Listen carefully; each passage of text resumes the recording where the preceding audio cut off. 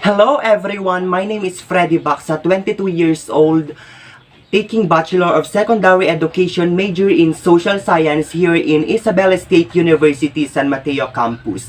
And for today's video, I will be going to show to you or demonstrate to you specifically the procedure of my detailed lesson plan. So, this is my detailed lesson plan. Detailed lesson plan in Araling Panlipunan Economics grade 9 level. The objectives at the end of the lesson, all students are expected to discusses the service sector. Letter B, creates its own agency that can assist workers in the service sector. And letter C, be able to list agencies that assist in the service sector. And the subject matter of my detailed lesson plan, letter A, we have the topic, ang sektor ng paglilingkod. Letter B, the reference, kagawaran ng Edukasyon 2015 Economics Pasig City Vival Group Incorporation. The materials, PowerPoint presentation, Manila paper and laptop, and of course the strategy, the electric strategy, and the values integration here appreciates the agencies that help the service sector. So, those are the things that are included in the objectives and the subject. Ramon, can you lead the prayer this afternoon? So, once again, good afternoon, class. Alright, good afternoon. So, before sitting down, make sure your chair is lined up and put temporarily in your bags the trash that you pick. Now, to find out who is absent in our class today, kindly start counting. Yes, you may start. What is the last number? 32. Class, how many of you are all in the class? 32. Great! That just means no one is absent from our class today. I hope nothing will be absent in our next discussion. Can I count on that? Yes, thank you. To find out if you still remember our last discussion, we will have an activity. Can you read the instruction, Kate? Okay. Did you understand the instruction, class? Yes. So, for the first question, in 2009, the Philippines was ranked 43rd out of 57 countries and the latest among ASEAN countries in the global competitiveness result. So, everyone who smiles will get a point. Okay. So, number 2, entrepreneurs do not pay much attention to the protection of their own creations. Okay? All frowning will also be given a point. Question number 3. The electronic sector is recognized as the main driver of the Philippine economy.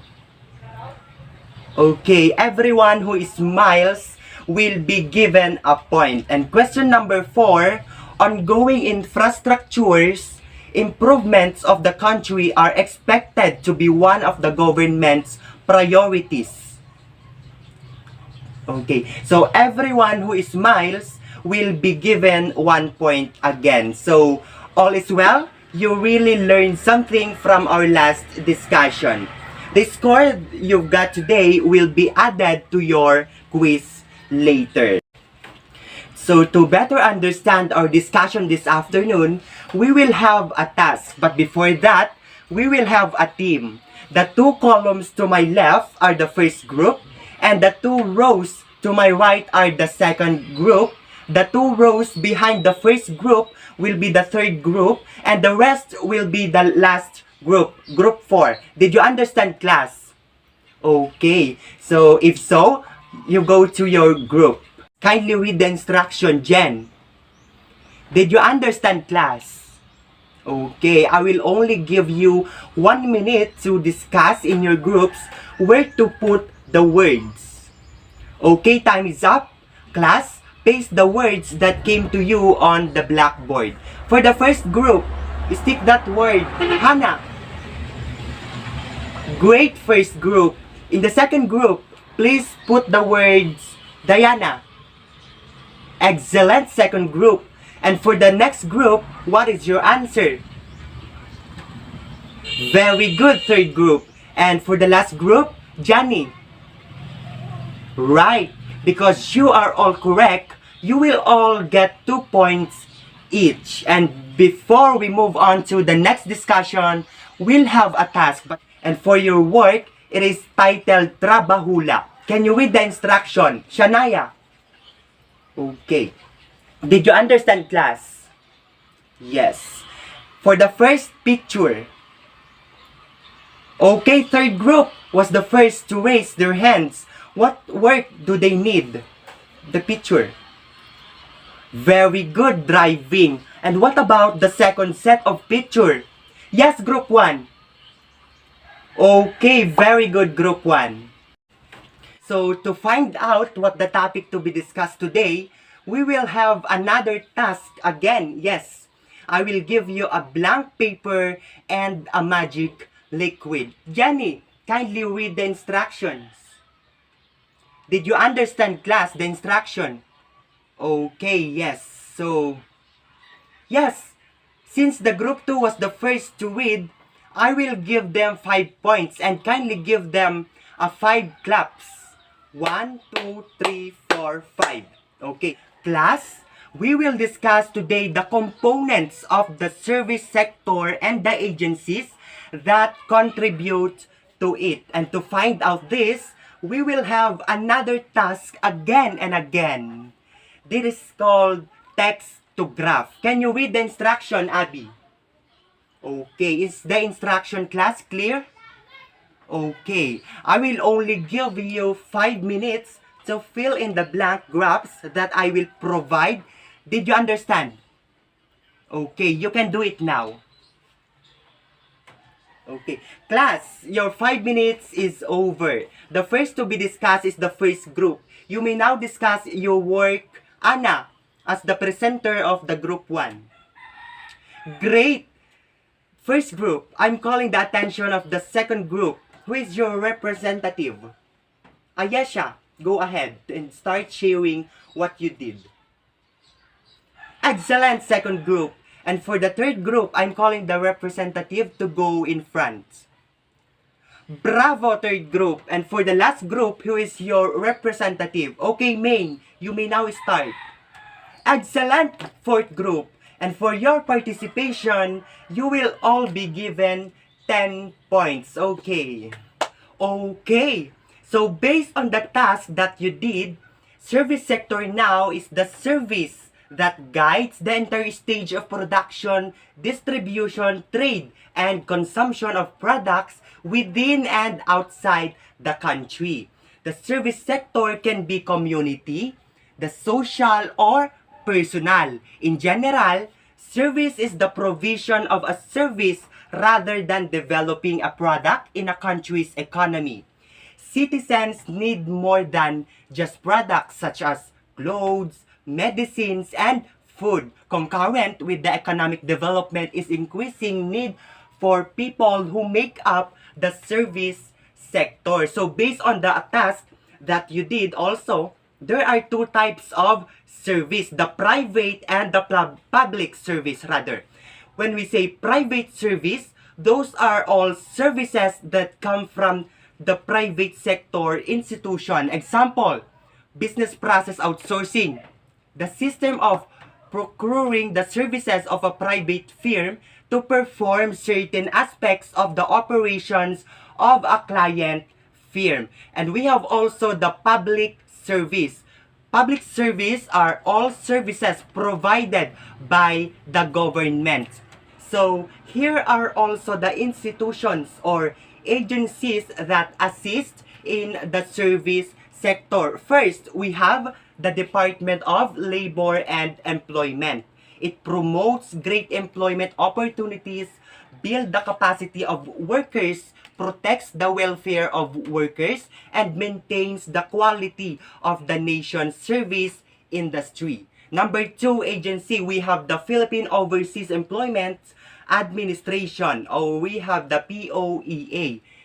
POEA establishes with the enactment of Republic Act number 7796 in 1194. This law promotes the encourage the full participation of industry, local governments rather, and technical and vocational institutions to train and develop the skills of workers in the country. Number 3 agency, we have the Professional Regulation Commission or the PRC.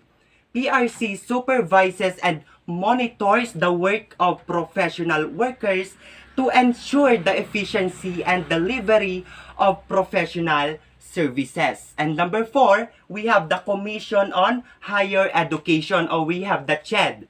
The CHED supervises the work of universities and colleges in the country to raise the quality of higher education. So, those are the things that we need to understand about the service sector. We have the two types. We have the private and the public service. And here are also the some of the agencies that assist in the service sector. We have the Department of Labor and Employment. We have the Philippine Overseas Employment Administration. Number 3, we have the Professional Regulation Commission. And we have also the Commission on Higher Education. And here are also the subsectors of the service. We have the transportation, communication, and storage. This consists of services that come from the provision of public transportation. Yes, we have also the telephone services. What other? Yes, we have the rental warehouse. Number 2 subsector, we have the trade activities. Trade activities that are related to the exchange of various products and services. Number 3 subsector, we have the finance. Finance including services provided by various financial institutions. What are those financial institutions? We have banks. Oh, very good. Remittance agencies. Good. Yes, foreign exchange dealers. So those are examples of financial institutions related to finance service. And number 4 subsector, we have the rental house and the real estate. Rentals such as the apartments, subdivisions, the townhouses, and condominiums. So those are the things that are included in the rental houses and real estate. Now, the importance of service sector is that it ensures that products from farms or factories reach consumers. That's the first important of service sector. Second, it provides employment to citizens. Number 3, it ensures proper storage, sells goods, and so on. And number 4, increases the country's GDP. And number 5, we have it inputs dollars into the country. So those are the importance of service sector. Did you understand, class? Okay, very good. So based on our discussion and based on what is posted here on our board, which are the concepts and graphs, what have you learned today? Give it a try, Clyde. Yes, very good, Clyde. Anyone else who would like to share his or her learnings? Yes, Althea. Okay, good. Okay, thanks to all who shared. Also, applaud to yourself because you learned something today. Now, I will give you an agency, and to learn more about what to do, kindly read the instruction, Wayne. Okay, class, I'll just give you 5 minutes. Then I will call the representative of each group to tell their respective agency. Class, your 5 minutes is over. First group, share what have you done. Okay, very good. Second group. Great. For the third group. Okay, excellent also. And for the last group. Okay, very good. You are all correct. Now, class, let's see if you really understood our topic today. You will be having a short quiz. Kindly read the instruction, Diana. Okay. So, when all is done, pass your papers forward. Do you have any other question with regards our topic today? Okay, if none, take out your notebook and write your homework. But before that, kindly read it again. The instruction of your assignments. Janela, do you have any other questions? Did you understand the instruction, class? Okay, so there is no question about your homework? If so, goodbye, class.